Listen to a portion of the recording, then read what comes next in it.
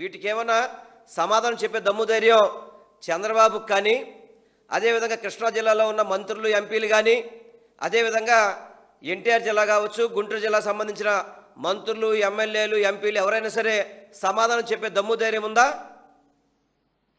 మీరు మాట్లాడితే 2 లక్షల కోట్లు ఖర్చు పెట్టాలి, 2 లక్షల కోట్లు ఖర్చు పెడితే వచ్చేది రోడ్లు, డ్రైనేజీలు, లైటింగ్కు, వీటి కోసం మీరు 2 లక్షల కోట్లు ఖర్చు పెట్టి అమరావతిలో ఏం సాధిస్తారని చెప్పని ఏముందని మీరు అక్కడ మీరు ఎంతమంది ప్రజల్ని మోసం చేస్తారు? మీరు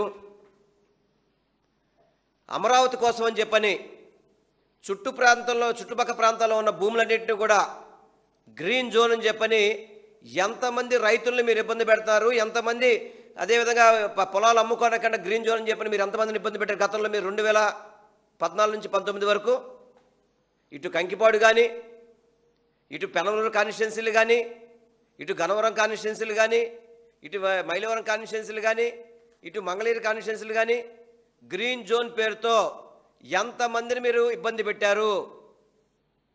అంటే మీరు అమరావతిలో ఏదో మీ యొక్క బినామీ స్థలాలు ఉన్నాయని చెప్పని వాటి కోసం అని చెప్పని మిగతా స్థలాలన్నింటినీ కూడా గ్రీన్ జోన్ అని పెడతారా మీరు?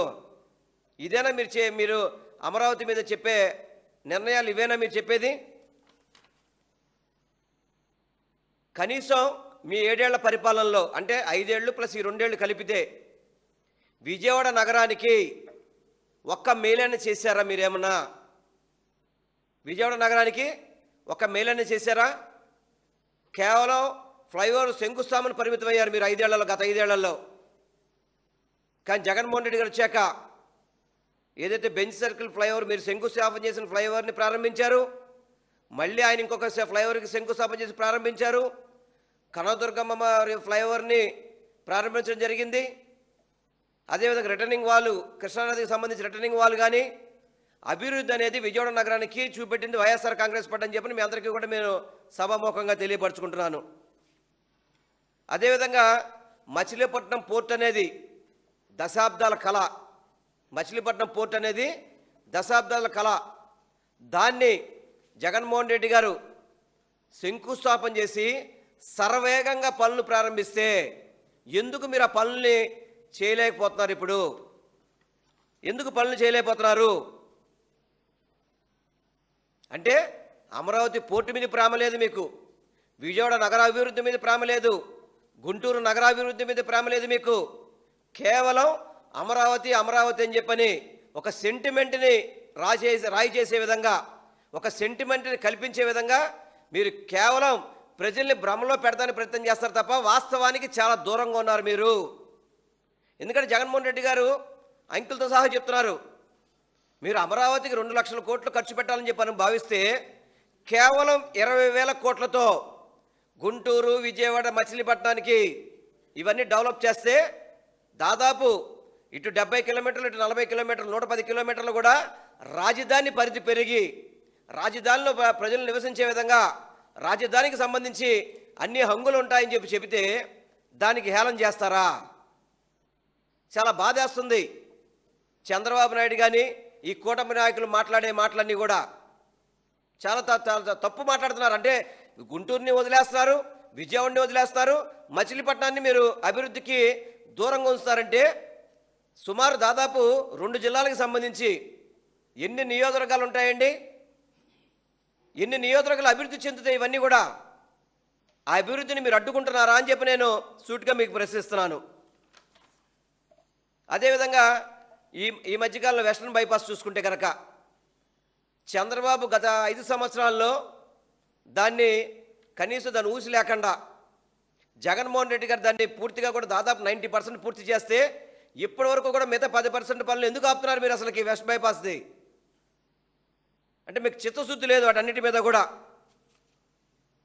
కేవలం అమరావతి అంటే 7-8 బిల్డింగ్లు కట్టేసి ఏదో ప్రభుత్వ సంవత్సరాలు పెట్టేస్తే ఇప్పుడు అంతా ఆన్లైనింగ్ విధానం వచ్చిన తర్వాత ఆఫీసులకు వెళ్ళాల్సిన పని ఏంటండి? ఈరోజు మీరే చెప్తున్నారు కదా, మీ సెల్ ఫోన్లో మీకు కావాల్సిన అన్ని ఇన్ఫర్మేషన్ ఇచ్చేస్తున్నప్పుడు మీరు ప్రభుత్వ సంస్థలు అక్కడ పెట్టి ఉపయోగం ఏంటండి దానివల్ల?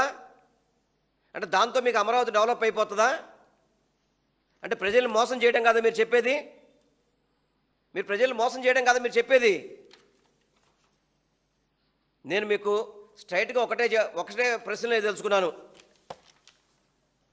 ఎవరైతే గుంటూరు, విజయవాడ, మచిలీపట్నానికి సంబంధించిన మంత్రులు కానీ ఎంపీలు కానీ మీరు ఈ 3 ఏదైతే మచిలీపట్నం, గుంటూరు, విజయవాడకు సంబంధించి రాజధానికి పెడతానికి మీరు అనుకూలమా, వ్యతిరేకమా?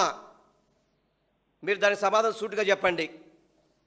అదేవిధంగా చెప్పాలంటే ఈరోజు అమరావతికి సంబంధించిన వాళ్ళు కూడా అందరూ కూడా విజయవాడ నగరం మీదో, గుంటూరు నగరం మీద ఆధారపడాల్సింది తప్ప అమరావతి మీద ఆధారపడే వాళ్ళు ఎవరైనా ఇప్పటిదాకా ఉన్నారా?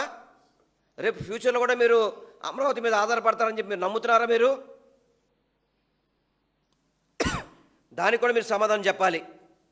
అదేవిధంగా మచిలీపట్నం పోర్టు వస్తే కనుక పూర్తిగా కూడా మచిలీపట్నం ప్రాంతం అంతా అభివృద్ధి చెందుతుంటే ఆ పోర్టు విషయంలో ఎందుకు మీరు మాట్లాడలేదు? అంటే మీకు ఈ గ్రోత్ క్యాపిటల్ అవసరం లేదు మీకు? గ్రోత్ క్యాపిటల్ దానికి మీరు వ్యతిరేకమా? నేను మరొక్కసారి మీరు సూటిగా గుంటూరు చెందిన, విజయవాడ చెందిన, అదేవిధంగా మచిలీపట్నం చెందిన ఎంపీలకు కానీ మంత్రులకు కానీ సూటిగా ప్రశ్నిస్తున్నా, మీరు దీనికి వ్యతిరేకమా, అనుకూలమా అనేది మీరు చెప్పాల్సిన పరిస్థితి ఉంది. పక్క రాష్ట్రంలో ఉన్న ముఖ్యమంత్రి మచిలీపట్నం నుంచి హైదరాబాద్కి 6 వే రోడ్ వేసి మచిలీపట్నం పోర్టును కలుపుకుందామని చూస్తుంటే మీరు మన జిల్లాలో ఉన్న పోర్టును కలుపుకోవడానికి మీరెందుకు బాధపడుతున్నారు నాకు అర్థం కావట్లేదు. పోర్టు కలిసి, ఎయిర్పోర్ట్ కలిసి, రైల్వే స్టేషన్ కలిసి, ఇవన్నీ కలిస్తే క్యాపిటల్ అనేది మనం కూడా చూడగలుగుతాం, తక్కువ వ్యయంతో చేయగలుగుతాం.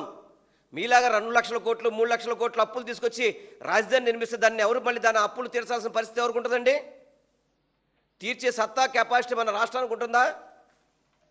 అందుకనే ప్రతి ఒక్కళ్ళు కూడా నేను రాష్ట్ర ప్రజానికానికి కోరుకునేది, గుంటూరు ఏదైతే మచిలీపట్నం, విజయవాడ, గుంటూరు ఏదైతే వైఎస్ జగన్మోహన్ రెడ్డి గారు చెప్పారో దాని గురించి ప్రతి ఒక్కళ్ళు ఆలోచన చేయాలి, కూటమిలో ఉన్న నాయకులను నిలదీయాలని చెప్పని తెలియపరచుకుంటూ ప్రతి ఒక్కళ్ళు దీన్ని పూర్తిగా అబ్జర్వ్ చేయాలని మనస్ఫూర్తిగా కూడా నేను కోరుకుంటున్నాను.